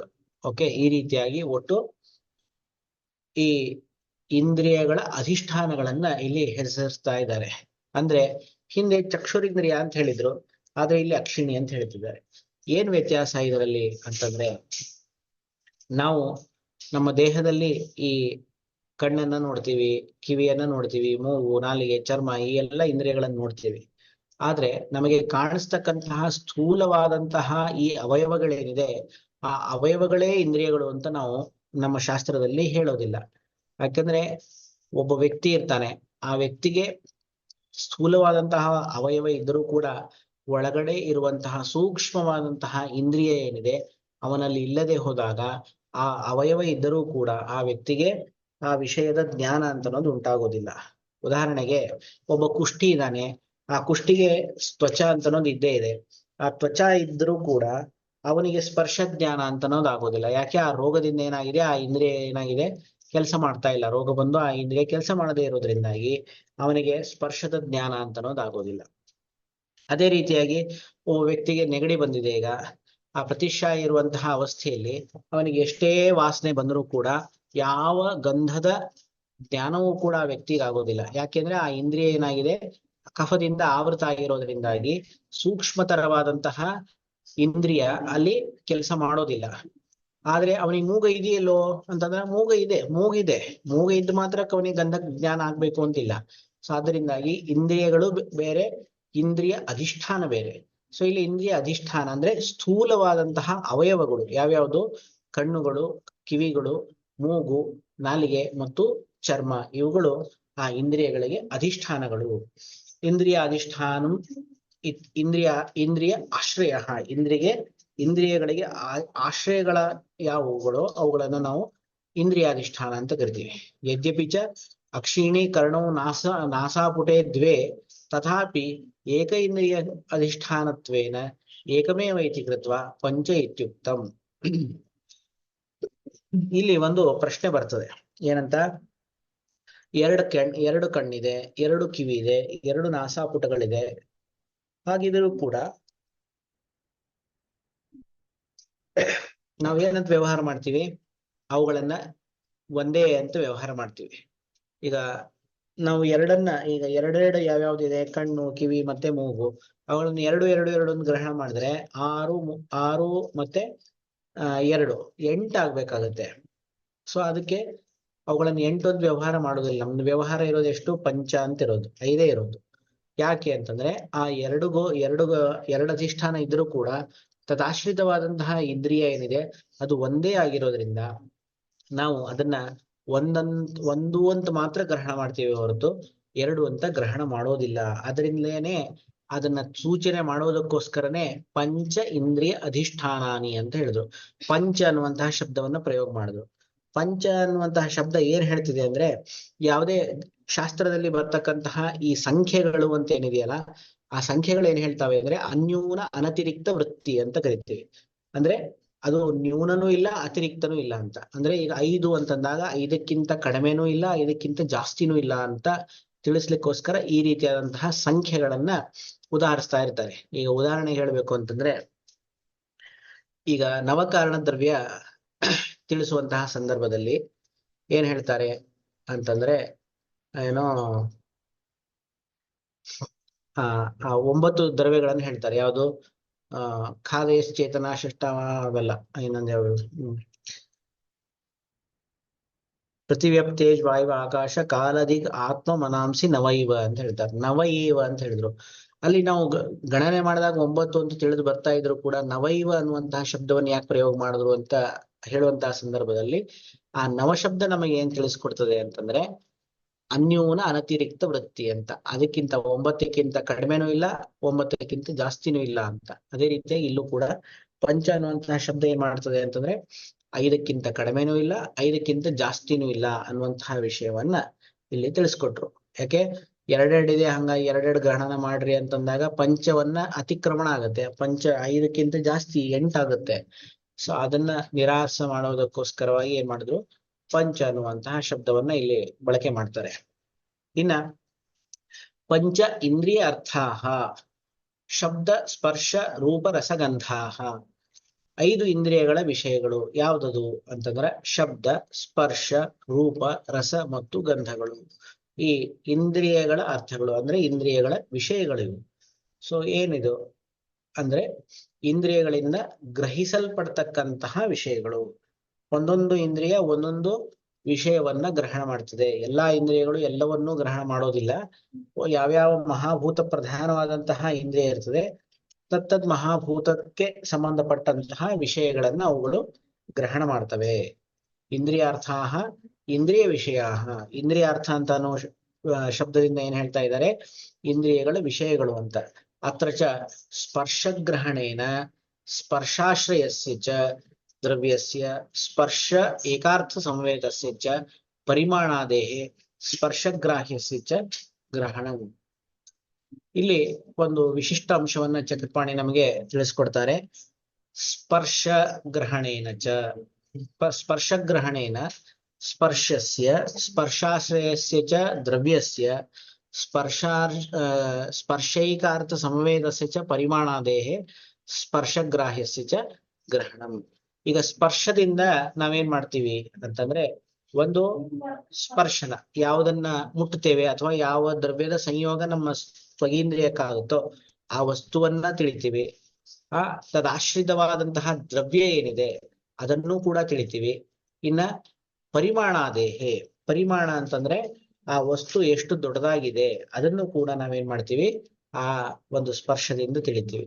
ಸೊ ಬರೇ ಸ್ಪರ್ಶ ಅಂತ ಅನ್ನೋದ್ರಿಂದ ಬರೇ ಆ ವಸ್ತುವಿನ ಸ್ಪರ್ಶ ಅಷ್ಟೇ ಅಲ್ಲ, ತದಾಶ್ರಿತವಾದಂತಹ ದ್ರವ್ಯ, ಇನ್ನ ಅದರ ಪರಿಮಾಣಾದಿಗಳು, ಅದರ ಏಕಾಧಿಷ್ಠಾನದಲ್ಲಿ ಇರ್ತಕ್ಕಂತಹ ಅಥವಾ ಸಾಮಾನ್ಯಾಧಿಕರಣ್ಯದಲ್ಲಿ ಇರ್ತಕ್ಕಂತಹ ದ್ರವ್ಯದ ಪರಿಮಾಣವನ್ನು ಕೂಡ ನಾವು ತಿಳಿತೇವೆ ಅಂತ. ಸ್ಪರ್ಶದಿಂದ 3 ತಿಳಿತೀವಿ. ಒಂದು ಸ್ಪರ್ಶ, ಒಂದು ಸ್ಪರ್ಶಾಶ್ರಯಸ್ಯ ದ್ರವ್ಯಸ್ಯ ಸ್ಪರ್ಶಾಶ್ರಿತವಾದಂತಹ ದ್ರವ್ಯ, ಮತ್ತು ಅದರ ಏಕಾಧಿಷ್ಠಾನ ಉಳ್ಳಂತಹ ಪರಿಮಾಣ, ಏಕಾರ್ಥ ಸಂವೇತವಾದಂತಹ ಪರಿಮಾಣ. ಈ 3ರ ಜ್ಞಾನ ನಮಗೆ ಸ್ಪರ್ಶದಿಂದ ಆಗುತ್ತೆ. ಆದ್ರೆ ಇನ್ನು ಬೇರೆ ಇಂದ್ರಿಯಗಳಿದೆ. ಏವಂ ರೂಪಾದಿಶ್ವಪಿ ವಾಚ್ಯಂ ಅಂತ. ಈ ರೂಪಾದಿಗಳಲ್ಲೂ ಕೂಡ ಈ ರೀತಿಯಾಗಿ ತಿಳಿಬೇಕು ಅಂತ. ಈಗ ಚಕ್ಷುರಿಂದ್ರಿಯ ಇದೆ. ಚಕ್ಷುರಿಂದ್ರಿಯ ಏನು ಗ್ರಹಣ ಮಾಡ್ತದೆ? ಒಂದು ರೂಪವನ್ನ ಗ್ರಹಣ ಮಾಡ್ತದೆ, ರೂಪಕ್ಕೆ ಆಶ್ರಯವಾದಂತಹ ದ್ರವ್ಯವನ್ನ ಗ್ರಹಣ ಮಾಡ್ತದೆ, ಇನ್ನು ಆ ದ್ರವ್ಯದ ಪರಿಮಾಣವನ್ನು ಕೂಡ ಗ್ರಹಣ ಮಾಡ್ತದೆ. ಸೊ ಈ 2 ಇಂದ್ರಿಯಗಳಲ್ಲಿ ಈ ಒಂದು ವಿಷಯ ಸರಿಯಾಗಿ ಕೂಡ್ತದೆ. ಆದ್ರೆ ಈಗ ಕಿವಿ ಇದೆ. ಕಿವಿ ಇದೇನ್ ಮಾಡುತ್ತೆ? ಗುಣವನ್ನು ಮಾತ್ರ ಗ್ರಹಣ ಮಾಡ್ತದೆ. ಯಾವ ಗುಣ? ಶಬ್ದ ಅನ್ನುವಂತಹ ಗುಣವನ್ನು ಮಾತ್ರ ಗ್ರಹಣ ಮಾಡ್ತದೆ. ಆ ಶಬ್ದದಿಂದ ಬೇರೆ ಆ ದ್ರವ್ಯದ ಪರಿಮಾಣ ಆಗ್ಲಿ ಅಥವಾ ತದಾಶ್ರಿತವಾದಂತಹ ದ್ರವ್ಯದ ಜ್ಞಾನವಾಗ್ಲಿ ಅದು ಮಾಡೋದಿಲ್ಲ. ಹೌದಾ? ಸೊ ಅದೇ ರೀತಿಯಾಗಿ ಸ್ಪರ್ಶ ಆದ್ಮೇಲೆ ಇನ್ನ ರಸ ಇದೆ. ರಸವೂ ಕೂಡ ಅಷ್ಟೇ. ಇದು ಜಿಹ್ವಾದಿಂದ ಗ್ರಹಿಸಲ್ಪಡ್ತಕ್ಕಂತಹ ಒಂದು ಅಥವಾ ರಸನೇಂದ್ರಿಯದಿಂದ ಗ್ರಹಿಸಲ್ಪಡ್ತಕ್ಕಂತಹ ವಿಷಯ ಯಾವುದು ಅಂದ್ರೆ ಅದು ರಸನೇಂದ್ರಿಯದಿಂದ ಗ್ರಹಿಸಲ್ಪಡುವಂಥದ್ದು. ಅದು ಏನ್ ಮಾಡುತ್ತೆ ಅಂತಂದ್ರೆ ರಸವನ್ನ ಮಾತ್ರ ಗ್ರಹಣ ಮಾಡ್ತದೆ. ಇನ್ನ ಆ ದ್ರವ್ಯದ ರಸಾಶ್ರಿತವಾದಂತಹ ದ್ರವ್ಯ ಗ್ರಹಣ ಮಾಡ್ಬೇಕು ಅಂದ್ರೆ ಅಲ್ಲಿ ಆ ರಸನೇಂದ್ರಿಯದಲ್ಲಿ ವ್ಯಾಪ್ತವಾದಂತಹ ತ್ವಗೀಂದ್ರಿಯದಿಂದ ಗ್ರಹಣ ಮಾಡ್ತದೆ ಹೊರತು ರಸನೇಂದ್ರಿಯದಿಂದ ಮಾಡೋದಿಲ್ಲ. ಇನ್ನು ಪರಿಮಾಣವನ್ನು ಗ್ರಹಣ ಮಾಡ್ತದೆ ಅಂದ್ರೆ ಅದು ಕೂಡ ಅಷ್ಟೇ. ಅಲ್ಲಿ ಸ್ಪರ್ಶನೇಂದ್ರಿಯ ಏನ್ ವ್ಯಾಪ್ತ ಆಗಿದೆ ರಸನೇಂದ್ರಿಯದ ಮೇಲೆ, ಆ ರಸನೇಂದ್ರಿಯದಿಂದ ಆ ತ್ವಗೀಂದ್ರಿಯದಿಂದ ಆ ದ್ರವ್ಯದ ಪರಿಮಾಣವನ್ನ ಗ್ರಹಣ ಮಾಡ್ತದೆ ಹೊರತು ಅದು ರಸನೇಂದ್ರಿಯದಿಂದ ಪರಿಮಾಣ ಆಗ್ಲಿ ಆ ದ್ರವ್ಯವನ್ನಾಗ್ಲಿ ಗ್ರಹಣ ಮಾಡೋದಿಲ್ಲ. ಅದೇ ರೀತಿಯಾಗಿ ಗಂಧವೂ ಕೂಡ. ಗಂಧ ಏನಾಗಿದೆ? ಗಂಧ ಘ್ರಾಣೇಂದ್ರಿಯದಿಂದ ಗ್ರಹಿಸಲ್ಪಡ್ತಕ್ಕಂತಹ ಒಂದು ವಿಷಯ. ಆ ಘ್ರಾಣೇಂದ್ರಿಯ ಏನಾಗಿದೆ? ಆ ಘ್ರಾಣೇಂದ್ರಿಯ ಕೇವಲ ಗಂಧವನ್ನು ಮಾತ್ರ ಗ್ರಹಣ ಮಾಡುತ್ತೆ. ಅದಕ್ಕೆ ಏನಂತಾರೆ, ಅದಕ್ಕೆ ಆಶ್ರಯವಾದಂತಹ ಯಾವ ಒಂದು ದ್ರವ್ಯ ಇದೆ ಆ ದ್ರವ್ಯವನ್ನೂ ಗ್ರಹಣ ಮಾಡೋದಿಲ್ಲ. ಇನ್ನು ಅದಕ್ಕೆ ಸಮಾನಾಧಿಕರಣದಲ್ಲಿ ಇರ್ತಕ್ಕಂತಹ ಬೇರೆ ಬೇರೆ ಗುಣಗಳನ್ನು ಕೂಡ ಗ್ರಹಣ ಮಾಡೋದಿಲ್ಲ. ಸೊ ಈ ಒಂದು ಸ್ಪರ್ಶ ಸ್ಪರ್ಶಾಶ್ರಯವಾದಂತಹ ದ್ರವ್ಯ, ಇನ್ನು ಸ್ಪರ್ಶೇಕಾರ್ಥ ಸಮವೇತ ಆದಂತಹ ಪರಿಮಾಣ. ಈ ಈ ಮೂರನ್ನ ಗ್ರಹಣ ಮಾಡುವಂತಹದ್ದು ಕೇವಲ ಎರಡು ಇಂದ್ರಿಯಗಳು ಮಾತ್ರ. ಯಾವುದು? ಒಂದು ಸ್ಪರ್ಶನೇಂದ್ರಿಯ ಮತ್ತು ಚಕ್ಷುರೇಂದ್ರಿಯ. ಉಳಿದ ಮೂರು ಇಂದ್ರಿಯಗಳೇನಿದೆ ಅದು ಕೇವಲ ದ್ರವ್ಯ, ಇದು ಏನಂತಾರೆ, ಅದರ ತನ್ನ ಸ್ವ ಅರ್ಥಗಳನ್ನು ಮಾತ್ರ ಗ್ರಹಣ ಮಾಡ್ತವೆ ಹೊರತು ತದಾಶ್ರಯವಾದಂತಹ ದ್ರವ್ಯ ಆಗ್ಲಿ ಅಥವಾ ತತ್ ಸಮಾನಾಧಿಕರಣವಾದಂತಹ ಅನ್ಯ ಗುಣಗಳನ್ನ ಅಥವಾ ದ್ರವ್ಯಗಳನ್ನ ಅದು ಗ್ರಹಣ ಮಾಡೋದಿಲ್ಲ. ಸೊ ಇಷ್ಟು ಪಂಚ ಇಂದ್ರಿಯ ಅರ್ಥಗಳು. ಇನ್ನ ಪಂಚೇಂದ್ರಿಯ ಬುದ್ಧಯ, ಪಂಚ ಇಂದ್ರಿಯ ಬುದ್ಧಿಗಳು, 5 ಇಂದ್ರಿಯದ ಬುದ್ಧಿಗಳು ಅಂತ. ಯಾವುದು? ಪಂಚೇಂದ್ರಿಯ ಬುದ್ಧಯ ಚಕ್ಷುರ್ಬುದ್ಧ್ಯಾದಿಕಾ, ಚಕ್ಷುರ್ಬುದ್ಧ್ಯಾದಿಗಳು. ತಾಹ ಪುನಃ ಇಂದ್ರಿಯಾರ್ಥ ಸತ್ವ ಆತ್ಮ ಸನ್ನಿಕರ್ಷ. ಈ ಇಂದ್ರಿಯಗತವಾದಂತಹ ಬುದ್ಧಿಗಳೇನಿದೆ ಇವು ಹೇಗೆ ಉತ್ಪತ್ತಿ ಆಗ್ತವೆ ಅಂತಂದ್ರೆ, ತಾಹ ಪುನಃ ಇಂದ್ರಿಯಾರ್ಥ ಸತ್ವ ಆತ್ಮ ಸನ್ನಿಕರ್ಷ. ಇಂದ್ರಿಯಾರ್ಥ, ಮನಸ್ಸು ಮತ್ತು ಆತ್ಮ, ಈ 4ರ ಸಂಯೋಗದಿಂದ ಹುಟ್ಟುವಂತಹದ್ದು ಈ ಇಂದ್ರಿಯ ಬುದ್ಧಿಗಳು. ಕ್ಷಣಿಕ, ಆ ಬುದ್ಧಿ ಹೇಗಿದೆ ಅಂತಂದ್ರೆ ಇದು ಕ್ಷಣಿಕವಾದಂತಹ ಬುದ್ಧಿಯಾಗಿದೆ. ಆದ್ರೆ ಅದು ಹೇಗಿದೆ? ನಿಶ್ಚಯಾತ್ಮಿಕವಾದಂತಹ ಬುದ್ಧಿಯಾಗಿದೆ. ನಿಶ್ಚಯವನ್ನ ಅಂದ್ರೆ ವಿಶಿಷ್ಟವಾದಂತಹ ಜ್ಞಾನವನ್ನ ತಂದುಕೊಡುವಂತಹದ್ದು ನಿಶ್ಚಯಾತ್ಮಕ ಜ್ಞಾನ, ಕನ್ಫರ್ಮ್ ನಾಲೆಜ್ ಅಂತ ಹೇಳ್ತೀವಿ. ಸೊ ನಿಯತವಾದಂತಹ ಜ್ಞಾನವನ್ನು ಕೊಡುವಂತಹದ್ದು. ಇತ್ಯೇತು ಪಂಚಪಂಚಕಂ. ಈ ರೀತಿಯಾಗಿ ಈ ಪಂಚಪಂಚಕಗಳನ್ನ ನಮಗೆ ಇಲ್ಲಿ ತಿಳಿಸ್ಕೊಟ್ಟಿದ್ದಾರೆ. ಪಂಚಪಂಚಕ ಅಂದ್ರೇನು? 5ರ 5 ಗುಂಪು. ಯಾವುದು? ಇಂದ್ರಿಯ ದ್ರವ್ಯ, ಇಂದ್ರಿಯ ಅಧಿಷ್ಠಾನ, ಇಂದ್ರಿಯ ಅರ್ಥ, ಇಂದ್ರಿಯ ಬುದ್ಧಿ. ಈ ರೀತಿಯಾಗಿ 5ರ 5 ಗುಂಪುಗಳನ್ನ ನಮಗೆ ಇಲ್ಲಿ ತಿಳಿಸ್ಕೊಟ್ರು. ಅಸಾಧಾರಣೇನ ಕಾರಣೇನ ಇಂದ್ರಿಯೇಣ ವ್ಯಪದಿಷ್ಠ ಬುದ್ಧಯ ಇಂದ್ರಿಯ ಬುದ್ಧಯ. ಸೊ ಇಲ್ಲಿ ಚಕ್ರಪಾಣಿ ಸ್ವಲ್ಪ ವಿಶಿಷ್ಟವಾದಂತಹ ವ್ಯಾಖ್ಯಾನವನ್ನ ನಮಗೆ ತಿಳಿಸ್ಕೊಡ್ತಾರೆ. ಏನು? ಅಸಾಧಾರಣೇನ ಕಾರಣೇನ ಇಂದ್ರಿಯೇಣ ವ್ಯಪದಿಷ್ಠ ಬುದ್ಧಯ ಇಂದ್ರಿಯ ಬುದ್ಧಯ. ಅಸಾಧಾರಣವಾದಂತಹ ಕಾರಣದಿಂದ, ಏನು, ಇಂದ್ರಿಯದಿಂದ ವ್ಯಪದಿಷ್ಠವಾದಂತಹದ್ದು ಅಂದ್ರೆ ಇಂದ್ರಿಯಗಳಿಂದ ತಿಳಿಯಲ್ಪಟ್ಟಂತಹ ಬುದ್ಧಿ ಏನಿದೆ ಅದನ್ನ ನಾವು ಇಂದ್ರಿಯ ಬುದ್ಧಿ ಅಂತ ಕರಿತೀವಿ. ಉದಾಹರಣೆಗೆ ಹೇಳ್ಬೇಕಾದ್ರೆ, ಚಕ್ಷುಷ ಅಸಾಧಾರಣೇನ ಕಾರಣೇನ ಜನಿತಾ ಬುದ್ಧಿ ಚಕ್ಷುರ್ಬುದ್ಧಿ. ಚಕ್ಷುರಿಂದ್ರಿಯದಿಂದ ಅಸಾಧಾರಣವಾದಂತಹ ಕಾರಣದಿಂದ ಹುಟ್ಟಲ್ಪಟ್ಟಂತಹ ಅಥವಾ ಅದರಿಂದ ತಿಳಿಯಲ್ಪಟ್ಟಂತಹ ಬುದ್ಧಿ ಏನಿದೆ ಅದನ್ನ ಚಕ್ಷುರ್ಬುದ್ಧಿ ಅಂತ ಕರಿತೀವಿ. ಏವಂ ಶ್ರೋತ್ರಾದಿ ಬುದ್ಧಿಷು ವಾಚ್ಯಂ. ಇದೇ ರೀತಿಯಾಗಿ ಶ್ರೋತ್ರಾದಿ ಬುದ್ಧಿಗಳಲ್ಲಿ ನಾವು ತಿಳಿಯಬೇಕು ಅಂತ ಹೇಳಿದ್ರು.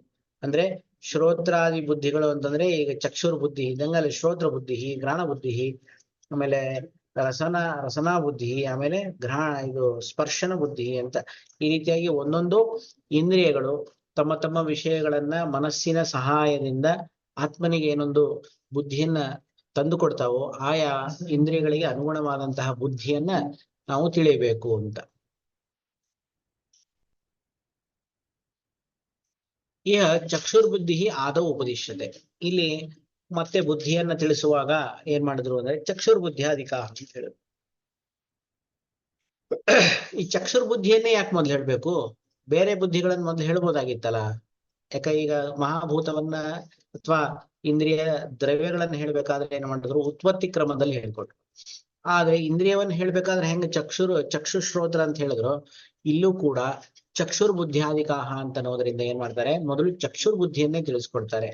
ಯಾಕೆ ಅಂತಂದ್ರೆ ಚಕ್ಷುರ್ಬುದ್ಧೇವ ಬಹು ವಿಷಯತ್ವಾತ್. ಚಕ್ಷುರ್ಬುದ್ಧಿ ಏನಿದೆ ಅದು ಬಹು ವಿಷಯ ಉಳ್ಳದ್ದಾಗಿದೆ. ಅಂದ್ರೆ ಅನೇಕ ವಿಷಯಗಳನ್ನ ಗ್ರಹಣ ಮಾಡುವಂತಹದ್ದು ಚಕ್ಷುರ್ಬುದ್ಧಿ. ಹೇಗೆ? ಇಂದ್ರಿಯದಲ್ಲಿ ಯಾವುದು? ಇಂದ್ರಿಯ ಅಧಿಷ್ಠಾನ, ಮತ್ತೆ ಇಂದ್ರಿಯದ ಪರಿಮಾಣ, ಇಂದ್ರಿಯ ಅಲ್ಲ, ದ್ರವ್ಯ. ಅಂದ್ರೆ ಈ ಹಿಂದೆ ಹೇಳಿದ್ರಲ್ಲ ಯಾವುದು?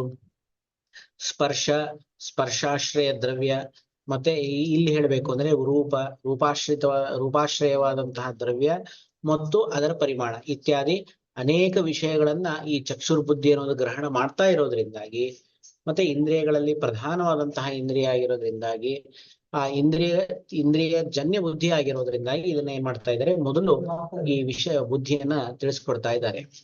ಇಂದ್ರಿಯ ಬುದ್ಧ್ಯುತ್ಪಾದ ಸಾಮಗ್ರೀಂ ಆಹ. ಇಂದ್ರಿಯ ಬುದ್ಧಿಗಳೇನಿದೆ,